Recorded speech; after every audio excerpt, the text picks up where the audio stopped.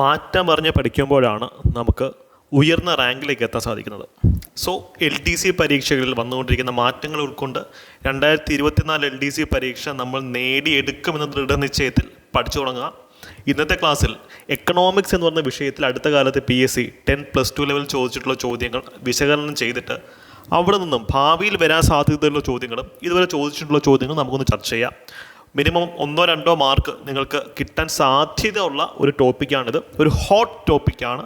So ഇന്നത്തെ ക്ലാസ്സിൻ്റെ notes നിങ്ങൾ ദയവായി ഡൗൺലോഡ് ചെയ്ത് നമ്മുടെ ടെലിഗ്രാം ചാനലിൽ നിന്ന് ഡൗൺലോഡ് ചെയ്ത് പഠിക്കുക. ടെലിഗ്രാം ഫാമിലിയുടെ അംഗങ്ങളാവുക.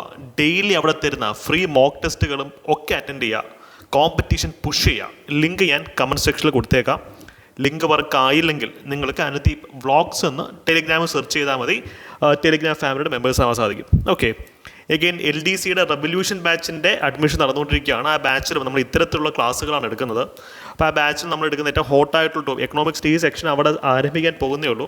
അപ്പോൾ റെവല്യൂഷൻ ബാച്ചിൻ്റെ അംഗങ്ങളാവണം എന്നുള്ള ആൾക്കാർക്ക് നമ്മുടെ കോൺടാക്ട് നമ്പറിൽ വിളിച്ചു കഴിഞ്ഞാൽ മെൻറ്ററുമായിട്ട് സംസാരിക്കാൻ കോഴ്സിൻ്റെ ഡീറ്റെയിൽസ് കിട്ടും. നിങ്ങൾക്ക് താല്പര്യമുണ്ടെങ്കിൽ കോഴ്സിലേക്ക് വരാവുന്നതാണ്. കാര്യം UPSC ചോദ്യങ്ങൾ ഇപ്പോൾ PSCയിൽ LDC +2 തലത്തിൽ ചോദിക്കുന്നുണ്ട്. ഞങ്ങൾ ആ ചോദ്യങ്ങൾ ഐഡൻറ്റിഫൈ ചെയ്ത് ട്രാൻസ്ലേറ്റ് ചെയ്ത് ഡെയിലി മോക്ക് ടെസ്റ്റായിട്ട് നിങ്ങൾക്ക് തരുന്നുണ്ട്. ഇതൊരു സമ്പൂർണ്ണമായിട്ടുള്ള GK ബാച്ച് ആയിരിക്കും. Full syllabus coverage, maths reasoning ഒഴിച്ച് ഉള്ള സബ്ജക്റ്റുകൾ ഫുൾ സിലബസ് കവറേജ് ആണ് നിങ്ങൾക്ക് ഇതുവരെ കിട്ടുക കേട്ടോ. ഡെയിലി ഒരു 1.5 മണിക്കൂർ ഈ ബാച്ചിൽ സ്പെൻഡ് ചെയ്താൽ മതിയാവും. ഒരു മണിക്കൂർ സ്പെൻഡ് ചെയ്താൽ പോലും നിങ്ങളുടെ റാങ്കിന് വളരെയധികം ബൂസ്റ്റ് ചെയ്യും. അടുത്ത കാലത്ത് PSCയിൽ ചോദിച്ച ഒരു ചോദ്യമാണിത്. ഇന്ത്യയുടെ ദേശീയ വരുമാനം കണക്കാക്കുന്നത് നാഷണൽ ഇൻകം അക്കൗണ്ടിങ് എന്ന് പറയുന്ന +2 ടെക്സ്റ്റിൽ നിന്ന് എടുത്തിട്ടുള്ളൊരു ചോദ്യമാണിത്. Macro എക്കണോമിക്സിൻ്റെ SCRT ടെക്സ്റ്റാണിത്. നമുക്ക് ഈ ചോദ്യമൊക്കെ UPSC നിലവാരമുള്ള ചോദ്യങ്ങളാണ്. നമുക്കിവിടെ നിന്ന് നോക്കാം എങ്ങനെയാണ് ഈ ചോദ്യം വന്നത്, എവിടെ നിന്നാണ് വന്നത്. ഇതിൻ്റെ SCRT ഞാൻ നമ്മുടെ ടെലിഗ്രാം ചാനൽ ഇട്ടേക്കാം.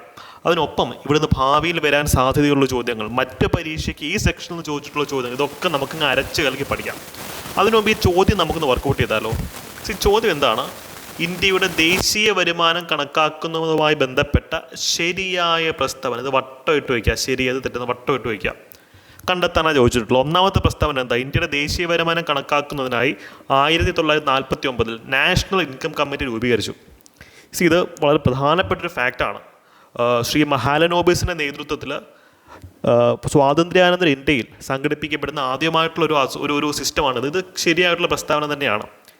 ഇതിൻ്റെ ഒരു അപകടം എന്താണെന്ന് വെച്ച് കഴിഞ്ഞാൽ കേന്ദ്ര സർക്കാർ CGL പരീക്ഷകൾ ചോദിച്ചിട്ടുള്ള സ്റ്റേറ്റ്മെൻ്റ് ഉണ്ട്. ഇന്ത്യയുടെ ദേശീയ വരുമാനം ഔദ്യോഗികമായി കണക്കാക്കിയ കമ്മിറ്റി അത് ഈ കമ്മിറ്റിയാണ്. അപ്പോൾ സ്ഥിരം PSCയുടെ ഒരു ചോദ്യം ഉണ്ടല്ലോ, ഇന്ത്യയുടെ ദേശീയ വരുമാനം ആദ്യമായി കണക്കാക്കിയത് ആരാന്നുള്ള ചോദ്യം. അത് തന്നെയാണ് രണ്ടാമത്തെ സ്റ്റേറ്റ്മെൻറ്റ്. അത് ദാദാഭായ് നവറോജിയാണ്. ഇന്ത്യയുടെ ദേശീയ വരുമാനം ആദ്യമായി കണക്കാക്കിയത് ആരാന്ന് ചോദിക്കുവാണെങ്കിൽ ദാദാഭായ് നവറോജിയാണ്. പക്ഷേ ഇതൊരു ഒഫീഷ്യൽ നാഷണൽ ഇൻകം അക്കൗണ്ടിങ് അല്ലായിരുന്നു. ഔദ്യോഗികമായിട്ടുള്ള ദേശീയ വരുമാനത്തിന് കണക്കെടുപ്പല്ല ഇവിടെ നടന്നത്. ഔദ്യോഗികം എന്ന് പറയുമ്പോൾ ഒരു ഗവൺമെൻറ് എൻറ്റിറ്റി ചെയ്യുന്നതായിരിക്കണം എന്നുള്ളൊരു കോൺസെപ്റ്റ് ഉണ്ട് അവിടെ. നിർബന്ധമില്ല, പക്ഷേ ജനറലി നമ്മൾ പറയുന്നത് അങ്ങനെയാണ്. അപ്പോൾ ശ്രദ്ധിക്കുക, ഇവിടെ ഒരു അപകടമുണ്ട്. CGL പരീക്ഷയിൽ അല്ലെങ്കിൽ പല പരീക്ഷകളും ചോദിച്ചിട്ടുള്ളതാണ്. ഔദ്യോഗികമായി ദേശീയ വരുമാനം കണക്കാക്കിയത് ആരാന്ന് ചോദിക്കുവാണെങ്കിൽ അത് നാഷണൽ ഇൻകം കമ്മിറ്റിയാണ്. ഇത് പ്രൊഫസർ മഹാലനോബിസിൻ്റെ നേതൃത്വത്തിലായിരുന്നു. പക്ഷേ ആദ്യമായി ഒഫീഷ്യൽ അല്ല, ഔദ്യോഗികമല്ല, അനൗദ്യോഗികമായി അല്ലെങ്കിൽ ആദ്യമായി കണക്കാക്കിയത് ആരാന്ന് ചോദിക്കുവാണെങ്കിലും അതിനുത്തരം ദാദാഭായ് നവറോജിയാണ്. കൺഫ്യൂസിങ് ഫാക്റ്റാണ്. ഈ PDF നിങ്ങൾ വെച്ച് പഠിക്കാം. ഇവിടെ മൂന്നാമത്തെ ഒരു പ്രസ്താവന വളരെ ഇമ്പോർട്ടൻ്റ് ആണ്.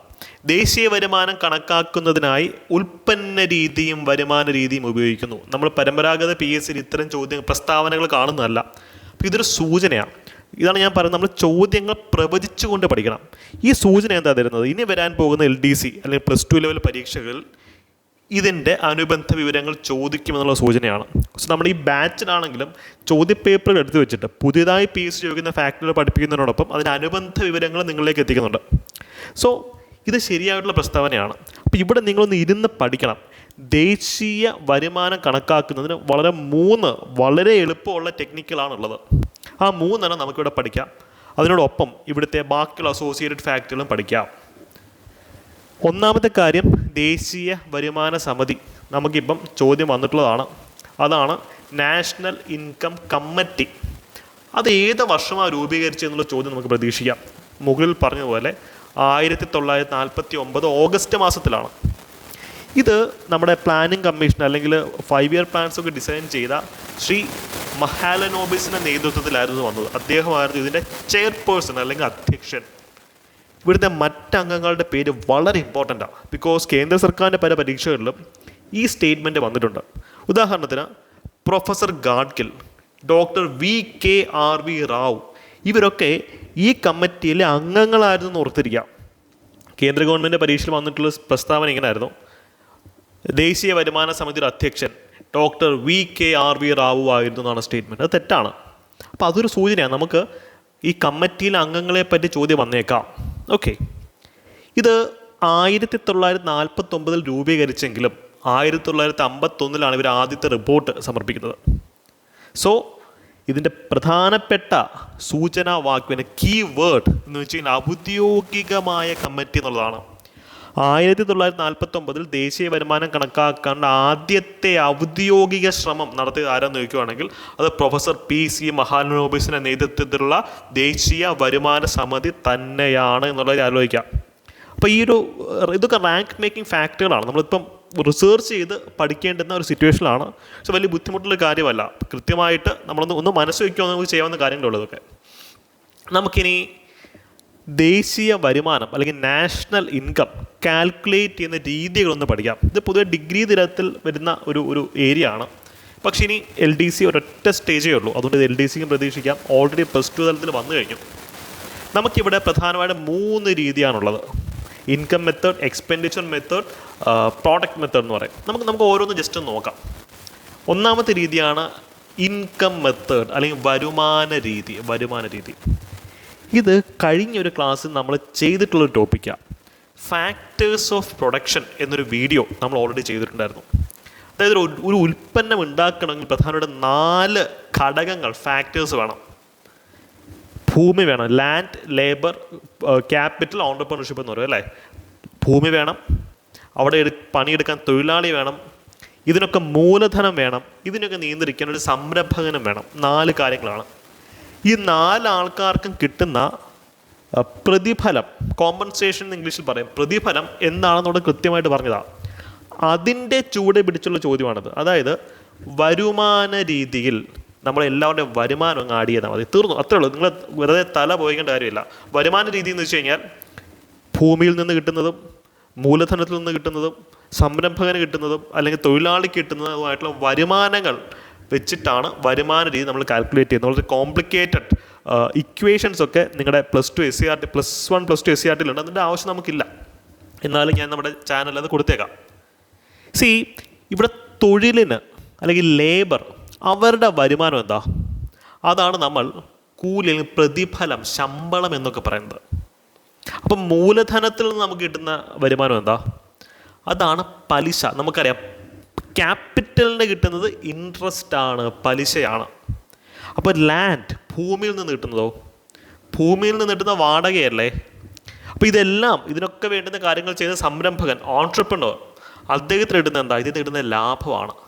സോ ഈ ശമ്പളത്തിൻ്റെയും പലിശയുടെയും വാടകയുടെയും ലാഭത്തിൻ്റെയും അടിസ്ഥാനത്തിലാണ് നമ്മൾ വരുമാന രീതി കണക്കാക്കുന്നത്. അപ്പോൾ ഇവിടുന്ന് പ്രസ്താവന മാതൃകയുള്ള ചോദ്യങ്ങൾ ചോദിക്കാം. താഴെ പറയുന്ന ഘടകങ്ങളിൽ ഏതൊക്കെയാണ് വരുമാന രീതിയിലുള്ള ദേശീയ വരുമാനം കണക്കാക്കുന്നതിൽ ഉപയോഗിക്കുന്നത്? ഇത്രയും 4 കാര്യങ്ങളുള്ളതെന്നുള്ള കാര്യം ഓർത്തിരിക്കാം.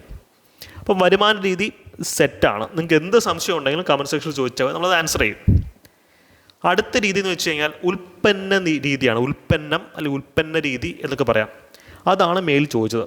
പക്ഷേ നിങ്ങളുടെ SCRT തന്നെ ഇതിന് മറ്റൊരു വാക്ക് കൊടുത്തിട്ടുണ്ട്: മൂല്യവർദ്ധിത രീതി. ഓക്കെ, വാല്യൂ അഡീഷൻ മെത്തേഡ് എന്നൊക്കെ നമ്മൾ പറയും, മൂല്യവർദ്ധിത രീതി.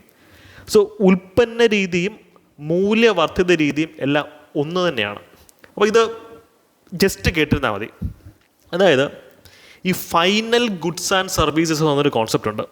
ഒരു സമ്പദ് വ്യവസ്ഥയിൽ സൃഷ്ടിക്കപ്പെടുന്ന അന്തിമ ചരക്കുകളും സേവനങ്ങളും. ഉദാഹരണം എന്ന് വെച്ച് കഴിഞ്ഞാൽ ഇതൊക്കെ സ്റ്റേറ്റ്മെൻറ്റ്സ് വരാൻ സാധ്യതയുള്ളൊരു സെക്ഷനാണ്. ഒരു മൊബൈൽ ഫോൺ, അതൊരു അന്തിമ ചരക്കാണ് അല്ലേ. പക്ഷെ ആ മൊബൈൽ ഫോൺ ഉണ്ടാക്കുന്നതിന് ഇടയ്ക്ക് വെച്ചിട്ട് മൊബൈൽ ഫോണിൻ്റെ പ്ലാസ്റ്റിക്കുകൾ ഉണ്ടാക്കണം, ബാറ്ററി, ചിപ്പുകൾ അല്ലേ, അതൊക്കെ ഉണ്ടാക്കണം, ക്യാമറയുടെ ലെൻസ്. പക്ഷെ അതൊക്കെ അന്തിമ ചരക്കാണോ? ഫൈനൽ ഗുഡാണല്ലോ. അന്തിമ ചരക്കിന് വേണ്ടിയിട്ട് ഇൻ്റർമീഡിയറി ഗുഡ്സ് ആണത്. സോ ഇവിടുത്തെ ഈ കീവേഡ് ഭയങ്കര ഇമ്പോർട്ടൻ്റാണ്. ഈ ഡബിൾ കൗണ്ടിങ് എന്നൊക്കെ പറയുന്ന എക്കണോമിക്സിലെ ചില പ്രോബ്ലംസ് ഒഴിവാക്കാനാണ് നമ്മൾ അന്തിമ ചരക്കുകൾ എന്നുള്ളൊരു കോൺസെപ്റ്റ് കൊണ്ടുവരുന്നത്. അപ്പോൾ ഇവിടെ ഒരു സമ്പദ് വ്യവസ്ഥയിൽ സൃഷ്ടിക്കുന്ന അന്തിമ ചരക്കുകളും സേവനങ്ങളും, ഗുഡ്സും സർവീസസും, അതിൻ്റെ അടിസ്ഥാനത്തിൽ ദേശീയ വരുമാനം കണക്കാക്കുന്ന രീതിയാണിത്. ഇവിടെ അവസാനം എന്ന പദം വളരെ ഇമ്പോർട്ടൻ്റ് ആണ്. ബിക്കോസ് ഇവിടെ സാധനങ്ങൾ എന്നതിനേക്കാൾ ഉപരി ഉടനടി ഉപയോഗിക്കാവുന്ന സാധനങ്ങളാണ്. ഉദാഹരണത്തിന് മൊബൈൽ ഫോൺ നിങ്ങൾക്കെടുത്ത് ഉടനടി ഉപയോഗിക്കാം. പക്ഷേ മൊബൈൽ ഫോണിൻ്റെ ബാറ്ററിയോ ചിപ്പോ ക്യാമറയുടെ ലെൻസോ അതിൻ്റെ ബോഡിയുടെ പ്ലാസ്റ്റിക് കിട്ടിയോണ്ട് നിങ്ങൾക്ക് എന്തെങ്കിലും പ്രയോജനമുണ്ടോ? സോ ഇമ്മീഡിയറ്റ് യൂസ്, ഉടനടി എടുത്ത് ഉപയോഗിക്കാൻ പറ്റണം ഒരു ഉപഭോക്താവിന്, ഒരു കൺസ്യൂമറിന്. അപ്പോൾ ഇത്തരത്തിൽ സൃഷ്ടിക്കപ്പെടുന്ന ചരക്കുകളുടെയും സേവനങ്ങളുടെയും ആകത്തുക അല്ലെങ്കിൽ അതിൻ്റെ അടിസ്ഥാനത്തിൽ സൃഷ്ടിക്കപ്പെടുന്ന രീതിയാണ് മൂല്യവർദ്ധിത രീതി എന്ന് പറയുന്നത്. ഏത് രീതി കാൽക്കുലേറ്റ് ചെയ്താലും നമ്മുടെ ഇൻകം സിമിലർ ആയിരിക്കണമെന്ന് പറയാറുണ്ട്. ചിലപ്പോൾ വ്യത്യാസം വരാം. ഇപ്പം ഉൽപ്പന്ന രീതിയാണെങ്കിലും വരുമാന രീതിയാണെങ്കിലും ഇതിനടുത്ത് പഠിക്കാൻ പോകുന്ന ചെലവ് രീതി, എല്ലാത്തിൻ്റെയും അവസാന റിസൾട്ട് വരുമ്പോഴത്തേക്കും ഏകദേശം ഒരേപോലെ തന്നെ ഇരിക്കണം എന്നൊരു കോൺസെപ്റ്റ് ഉണ്ട്. അപ്പോൾ ഇത് ക്ലിയർ ആണ്. നമുക്കിനി ഇതിൻ്റെ അവസാനത്തെ സെക്ഷനിലേക്ക് പോകാം. ചെലവ് രീതി. വരുമാന രീതിയിൽ എല്ലാവരുടെയും വരുമാനമാണ് കണക്കാക്കുന്നതെങ്കിൽ ചെലവ് രീതിയിൽ എന്തായിരിക്കും കണക്കാക്കുന്നത്? എല്ലാവരുടെയും ചെലവാണ്. അതായത് ഫ്ലോ ഓഫ് എക്സ്പെൻഡിച്ചർ എന്നൊരു കോൺസെപ്റ്റ് ഉണ്ട് അല്ലേ? ദേശീയ വരുമാനം എങ്ങനെ കണക്കാക്കുന്നു? ചെലവിൻ്റെ അടിസ്ഥാനത്തിൽ കണക്കാക്കുന്നു. ഈ ചെലവ് എന്ന് പറയുമ്പം പല തരത്തിലുണ്ട്. ഇത് നിങ്ങളുടെ SCERT-യിൽ ഇത്തരത്തിലുള്ള ഇക്വേഷൻസ് കൊടുത്തിട്ടുണ്ട്. ജസ്റ്റ് അറിഞ്ഞിരുന്നാൽ മതി. ചെലവ് രീതി എനിക്ക് തോന്നുന്നു കുറച്ച് ഇൻഡെപ്തിൽ ചോദ്യം വരാൻ സാധ്യതയുള്ളൊരു സെക്ഷനാണ്. അപ്പം ഇവിടെ ദേശീയ വരുമാനം, നാഷണൽ ഇൻകം ഏതൊക്കെ ചെലവുകളുടെ അടിസ്ഥാനത്തിലാണ് കണക്കാക്കുന്നതെന്ന് ചോദിക്കാം. ഒന്നാമത്തെ ചെലവാണ് ഹൗസ് ഹോൾഡ് കൺസംഷൻ. നിങ്ങളുടെ വീട്ടിലെ ഉപഭോഗ ചെലവ് അല്ലേ? നിങ്ങൾക്കൊരു ഒരു അൽഫാം വാങ്ങിക്കുന്നതും ഷവായ വാങ്ങിക്കുന്നതും കടയിൽ പോയി പച്ചക്കറി വാങ്ങിക്കുന്നതൊക്കെ ഇതിൻ്റെ ഭാഗമായിട്ട് വരും. വീട്ടിൻ്റെ ചിലവ്, ഗവൺമെൻറ്റിനും ചിലവുണ്ടല്ലോ, സർക്കാരിൻ്റെ ചിലവ് ഇതിനകത്ത് വരും. അതിനോടൊപ്പം ഇൻവെസ്റ്റ്മെൻറ്റ് എക്സ്പെൻസ്, നമ്മുടെ മുതൽ മുടക്കിന് വേണ്ടിയിട്ട് ഉപയോഗിക്കുന്ന പണവും ഇതിനകത്ത് വരും. ഇൻവെസ്റ്റ്മെൻറ്റ് എക്സ്പെൻസ് എന്ന് പറയും. അടുത്തതാണ് നെറ്റ് എക്സ്പോർട്ട്. ഇത് മൊത്തത്തിലുള്ള കയറ്റുമതി. ഈ നെറ്റ് എക്സ്പോർട്ടും സാധാരണ എക്സ്പോർട്ടും തമ്മിലുള്ള വ്യത്യാസം എന്താ? ഇത് ഇമ്പോർട്ട് മൈനസ് എക്സ്പോർട്ട് അല്ലെങ്കിൽ എക്സ്പോർട്ട് മൈനസ് ഇമ്പോർട്ട് എന്നൊരു കോൺസെപ്റ്റിലാണ് വരുന്നത്. ഇപ്പോൾ നമ്മളൊരു 10 കോടി രൂപയ്ക്ക് സാധനം ഇങ്ങോട്ട് ഇമ്പോർട്ട് ചെയ്യുന്നുണ്ട്, 1 കോടി രൂപയ്ക്ക് മാത്രം എക്സ്പോർട്ട് ചെയ്യുന്നുണ്ട്. എന്തെങ്കിലും കാര്യമുണ്ടോ? ഇവിടെ ബാലൻസ് ഓഫ് പേയ്മെൻറ്റ് ചില കോൺസെപ്റ്റ് വരുന്നുണ്ട്. നിങ്ങൾ അങ്ങോട്ട് തൽക്കാലം പോകണ്ട, ജസ്റ്റ് ഇത് അറിഞ്ഞിരിക്കുക. നെറ്റ് എക്സ്പോർട്ട് എന്ന് വെച്ച് കഴിഞ്ഞാൽ ഈ ഇറക്കുമതിയും കയറ്റുമതിയും അതിൻ്റെ ഒരു ഡിഫറൻസിനാണ്, അതിൻ്റെ ഒരു വ്യത്യസ്തതയുടെ പേരിൽ, ഡിഫറൻസിൻ്റെ പേരിലാണ് അത് സബ്സ്ട്രാക്ട് ചെയ്യുമ്പോൾ നമുക്ക് നെറ്റ് എക്സ്പോർട്ട് എന്നൊരു കോൺസെപ്റ്റ് ഇടുന്നുള്ളത് അറിഞ്ഞിരിക്കുക. തീർന്നു. ഇത്രയും പഠിക്കുക, ഇത്രയും ബേസിക് ആയിട്ടുള്ള കാര്യങ്ങൾ പഠിക്കുക.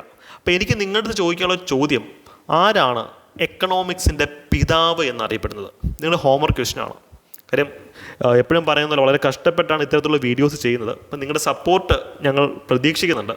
അപ്പോൾ ഈ ഇത്തരം വീഡിയോസ് നിങ്ങൾ യൂസ്ഫുൾ ആവുന്നെങ്കിൽ നിങ്ങളുടെ സ്നേഹവും സപ്പോർട്ടും ഒക്കെ സബ്സ്ക്രിപ്ഷൻ്റെയും ലൈക്സിൻ്റെയും ഒക്കെ രൂപത്തിൽ തരിക. നമ്മുടെ ചാനലിനെ സപ്പോർട്ട് ചെയ്യുക. അഭിപ്രായങ്ങളൊക്കെ കമൻറ്റ് സെക്ഷനിൽ പറയാം കേട്ടോ. Thank you. ബൈ.